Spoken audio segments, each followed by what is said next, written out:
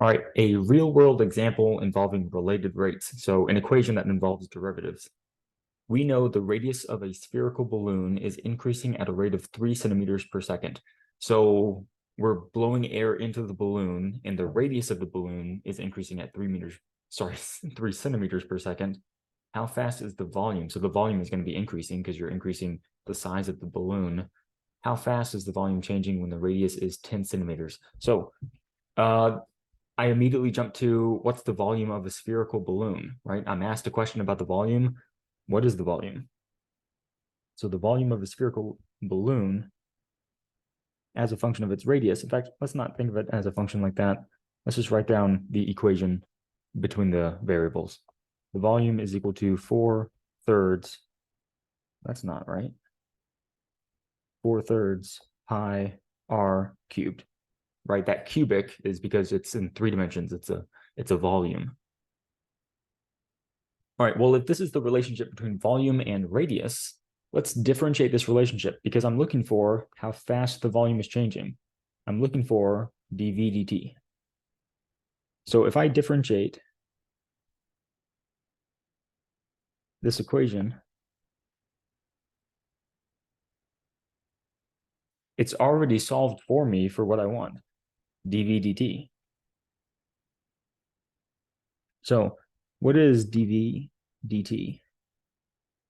If I differentiate 4/3 pi r cubed with respect to t, now notice initially the spherical balloon is pretty small, but then as time moves on, the radius gets bigger,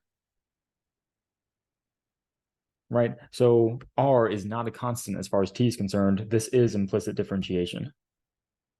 So when we differentiate 4/3 pi r cubed, we'll differentiate it with respect to r first and then multiply by dr dt.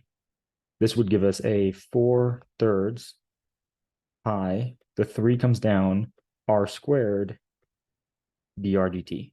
Understanding that Newton's notation is shorthand for dr dt. All right, we see cancellation. We can clean the equation up just a little bit. 4 pi r squared dr dt, or the rate of change of the radius with respect to time. So that's a good thing that we know that. How fast is the volume changing? Or wait a minute, no, the very first sentence. The radius of a spherical balloon is increasing at a rate of 3 centimeters per second. So dr dt is 3 centimeters per second. Cool. So I also need to know my radius, but good thing we also know that, right? I'm asked for how fast the volume is changing when the radius is equal to 10.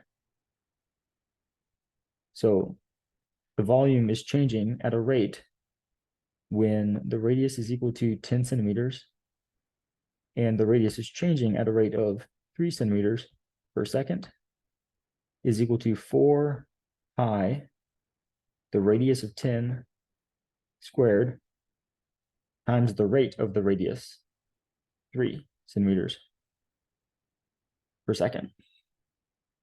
So in fact, the units should check out, right? And let's do this multiplication. 4 times 10 is 40, times 3 is 120. So we have 120 pi. And what are the units? Centimeters squared times another centimeters. So centimeters cubed divided by seconds. And that makes sense because it's a rate of volume. It's changing at a rate of 120 pi centimeters cubed of air per second.